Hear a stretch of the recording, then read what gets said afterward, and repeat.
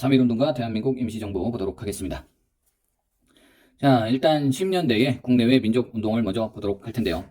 국내에서 어떤 활동들이 있었나? 일제가 지난 시간에 배웠듯이 일제가 그렇게 막 나가고 있었을 때 우리나라에서는 어떤 저항이 있었는지를 한번 보도록 하겠습니다. 자, 국내 비밀결사는 두 개의 단체만 기억해 주시면 되겠는데, 국내에서 활동하기는 굉장히 힘들었죠. 1910년대에 언론, 출판, 결사, 이런 자유가 없었기 때문에 다 통제를 받았어야 됐고, 그래서 국내에 있었던 것은 다 비밀결사가 되겠습니다. 1910년 이전에는 7년에 있었던 신민회가 가장 유명한 단체가 되겠고요. 신민회는 공화정을 주장하기도 했었다는 점 기억나시나요? 대한자강의 월보, 보안회에서 일제의 황무지 개강권을 저지하기도 했었던 그런 일들 기억해 주셔야 되고요. 자, 독립위군부부터 보도록 하겠습니다. 자, 임병찬 요 분이신데, 고종의 밀지를 받고 복벽주의, 그러니까 임금이 다시 있게끔 하는 그런 복벽주의를 표방했었다 정도만 알고 계시면 되겠고, 대한광복회는 박상진이라는 박상진 장군이 이분은 그 친일 자본가들을 공격해서 돈을 빼앗아서 독립운동 자금에 또 사용을 하시고 그랬던 분이 되겠고, 이분은 공화정 건설을 추진하였었죠. 친일파를 차단해서 군자금을 모으고 만주의 무관학교 설립을 추진했었던 박상진, 김자진 장군과 같이 다니기도 했었죠. 임병찬, 박상진 이런 분들이 있었다. 대한광복회 있었다. 이렇게 기억해 주시면 되겠고요. 자, 국외 독립운동 기지 건설 보도록 하겠습니다. 그래서 국외는 장소를 세 군데로 나눠서 기억해 주시면 되겠는데, 여기 남만주 부분, 북만주 부분, 그다음에 연해주 부분, 이렇게 봐주시면 되겠고요. 연해주에서는 대한광복군 정부가 있었고요. 그래서 여기 아까 이쪽도 이름이 대한광복회 비슷하죠. 여기 대한광복군 정부가 다 10년대였다. 대한광복이 들어가면 10년대였다 라고 생각해 주시면 되겠고, 여기 신안촌 권업회 대한광복군 정부, 요 단어들만 좀 기억해 주시면 되겠습니다. 그리고 여기 북만주에서는 중광단, 대종교, 나철로교의 대종교 기억하십니까? 대종교에서 중광단을 설립을 하고 북로군전서로 발전을 시키고, 요 북로군전서에는 김자진 장군이 요 군대를 이끌었었다라고 기억해 주시면 되겠고요. 남만주에서는 경학사, 소로군정소, 신흥무관학교, 그의 전신인 신흥강습소가 있었다. 전 재산을 다 활용해서 독립운동을 하셨던 이혜영 선생님께서 만든 이런 단체들이 있었다 라고 봐주시면 되겠습니다. 그래서 대단하죠. 그래서 일제의 나라를 빼앗기니 전 재산을 다 털어서 이렇게 해외로 나가서 독립운동을 했었던 분들, 대단하신 분들이라고 생각이 되고요. 그다음 명동학교 서전서숙을 계승한 명동학교, 서전서숙은 이쪽 서쪽에 있을 것 같지만 요쪽입니다. 서전서숙은 이쪽. 연해주에 이런 기념탑들도 남아있고, 그다음 미국에서도 독립운동 단체가 있었고요. 박용만 장군의 대조선 국민군단, 이런 게 있었습니다. 대조선 국민군단. 그래서 군대를 만들어서 하와이에서 훈련을 시켰던 박용만, 군대를 키우고 있었는데 이승만이 하와이에 와서 요 박용만의 대조선 국민군단을 신고하기도 하죠. 그래서 무슨 폭력을 좋아하지 않는다면서 이런 신고하는 이런 짓도 하게 됩니다. 그리고 숙무학교, 에네켄 이런 거 나오면 멕시코라고 생각해 주시면 되겠고요. 에네켄 농장에 대한 그 김용화 작가의 검은꽃이라는 그 책에 요 에네켄 농장에서의 일이 담기는 그런 이야기들이 나오기도 하고요. 미국에서는 사탕수수, 멕시코에서는 숙무학교, 에네켄, 이렇게 기억해 주시면 되겠습니다. 자, 그리고 요 상하이에서 신한청년단에서 김규식을 파리 강화회의에 파견을 보내기도 했었던 그런 일이 있었죠.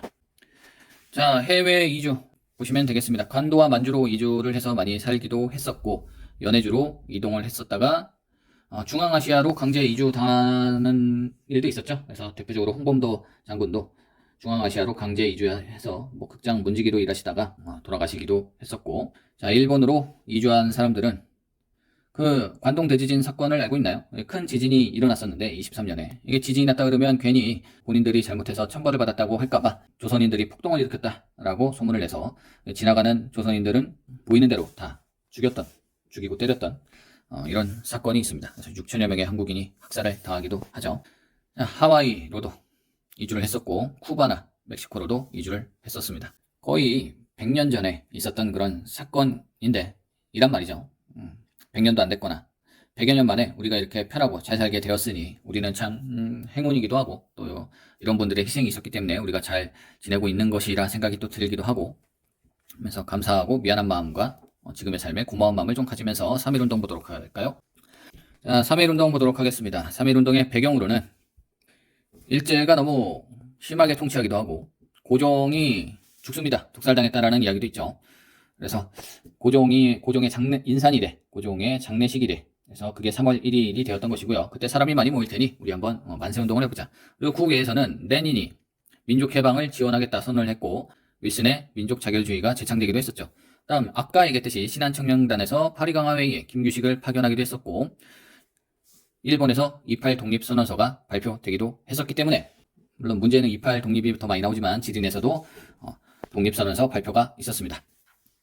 그래서 이런 이유들로 국내에서도 만세운동을 전개해보겠다라고 하면서 민족대표 33인이 모여서 종로에 모여서 만세운동을 계획하였으나 사람이 너무 많이 모이니까 조금 피해를 볼 수 있겠는데 하면서 태화관이라는 음식점에서 음식을 먹으면서 소규모로 발표를 하고 전화해서 자수하고 체포가 됐었고 탑골공원에서 사람들이 민족대표들을 기다리는데 안 오니까 그냥 독립선언문을 읽고 만세운동을 바로 시작하게 됐죠. 그리고 전국적으로 엄청난 숫자의 만세운동이 펼쳐지게 됩니다. 전국적으로 확산을 했고 원래는 비폭력 만세운동이었는데 일제가 무력으로 제압을 하니 우리도 화가 나서 무력으로 대응할 수밖에 없었죠. 그냥 만세만 하고 있는데 칼로 찌르고 때리고 이렇게 제압을 당했으니 참 억울한 일이 아닐 수 없고요. 그래서 국외로도 확산되기도 합니다. 그래서 대표적으로 탄압을 받았던 사건은 유관순의 만세운동 천안에 있었던 일을 다들 알고 있을 것이고요. 우리 화성에 있는 제암리에서 교회에 사람들 모아놓고 지금 맛있는 거 줄 테니까 잠깐 와볼래? 하더니 문 잠그고 총 쏘고 불 지르고 하면서 이런 학살이 있었다. 자, 3.1운동의 영향으로 인해서 대한민국 임시정부가 수립되게 됩니다. 그리고 무단 통치에서 본인들 말로는 문화 통치로 이렇게 바뀌게 되는 계기가 되는 것이죠. 3.1운동으로 인해서 민족운동 주체가 확대되기도 하고 여성, 농민, 노동자, 학생, 반제국주의 운동에 영향을 미치기도 합니다. 중국운동에 영향을 미치기도 하죠. 자, 대한민국 임시정부 보도록 하겠습니다. 그래서 대한민국 임시정부는 처음에는 세 군데에서 나타나게 되는데 연해주에서 대한국민의회라는 것이 있었고 한성정부에서 국내에서 수립된 한성정부가 있었고 상하이에서 대한민국 임시정부가 있었습니다. 그래서 이것을 통합하게 되죠. 한성정부의 전통성을 가지고 장소는 상해로 해서 다 통합을 해서 국내에서는 활동하기가 아무래도 힘들기 때문에 상하이에서 통합을 했고요. 대통령인 이승만 국무총리로 이동희가 초대 임시정부에서 직함을 갖고 활동을 하게 됩니다. 자, 대한민국 임시정부 초기 활동을 보도록 하겠습니다. 자금이 있어야 되니까 자금을 조달하기 위해서 연통제와 교통국을 마련하고 독립공채를 발행하기도 하죠. 독립공채는 독립이 되면 저 땅 줄 테니까 일단 돈을 좀 주세요. 독립자금을 대주세요. 이런 건데 해방이 언제 될 줄 알고 이런 자금을 내주었겠습니까? 그리고 해방이 된다 해도 받을 수 있는 상황이 오는 것은 굉장히 희박한 일이죠. 그럼에도 불구하고 독립자금을 내주신 분들이 많았었다. 그리고 외교로 파리강화회의에 김규식을 파견했다라는 거, 그 다음에 구미 위안부 활동도 했었다.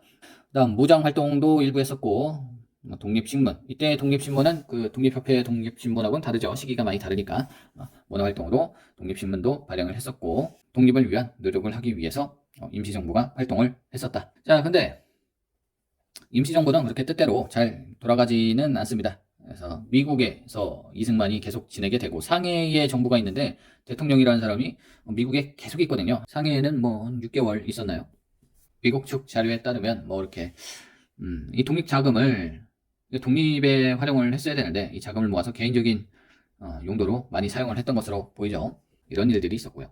이대로는 안 되겠다라고 하면서 국민대표회의를 열게 되고 그래서 이때 창조파와 대립파로 나누어지게 됩니다. 왜냐하면 지금 임시정부 형태에서 개선해서 독립운동을 수행하자.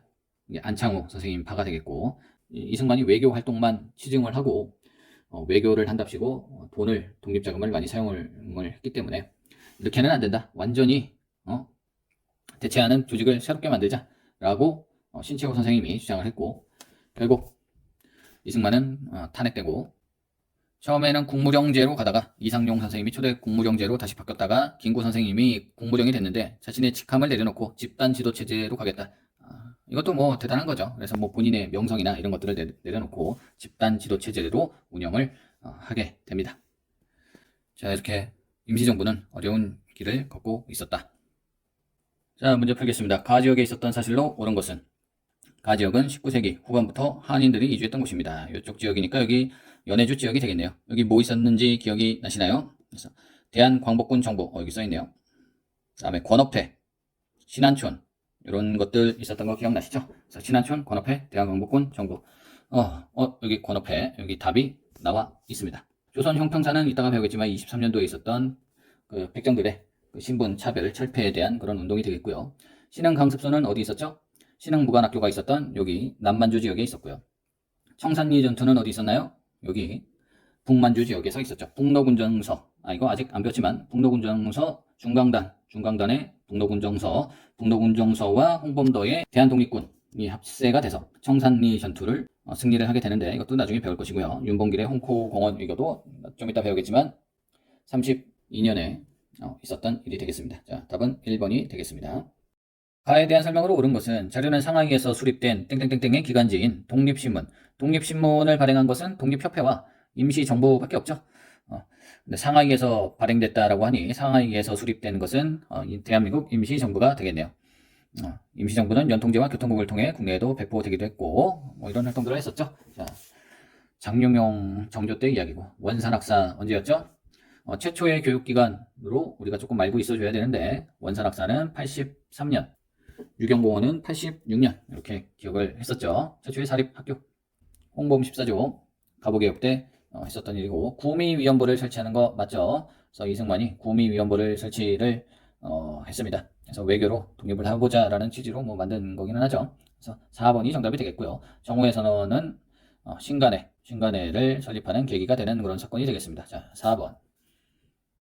가의 활동에 대한 설명으로 옳은 것은? 우리는 독립운동 방향을 논의하고자 국민대표회의 23년에 일어났었던 일이 되겠고요. 민족대표 33인이 전 민족을 대표해 독립선언한 운동을 계기로 3.1운동을 이야기하겠죠. 만들어졌다. 뭐뭐가 독립운동을 이끄는데 적절하지 못한 조직제도를 가지고 있다면 본회의를 개조하는 것이 우리의 책임이다. 임시정부를 이야기하는 것이 되겠네요.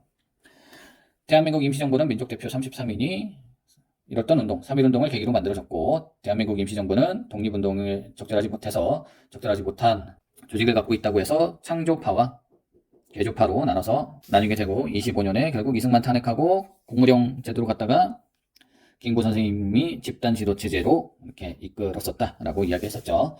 그 다음에 애국단 활동으로 장제스를 만나서 장제스랑 같이 중국에서 같이 활동을 하시다가 40년에 한국광복군을 충칭해서 만들게 되고, 그로 인해서 국내 진공작전을 계획하기도 했었다라고 배웠었죠. 대성학교를 설립하였다. 이것은 신민회에서 안창호 선생님이 대성학교, 이승원 오산학교 배웠었고요. 이거 아니고, 대한제강에는 신민회 전 단계의 조직으로서 월벌을 발행했던 그런 단체가 됐었죠. 정오의 선언은 신간회를 만드는 그 계기가 되는 그런 사건이 되겠고, 분화로드운동은 30년대에 동아일보에서 한글 보급 운동으로 했었던 운동을 이야기하죠. 대일선전 포고문을 발표하였다. 나중의 일이지만 40년대에 와서 대일선전 포고문을 발표하게 되죠. 자, 고생하셨습니다.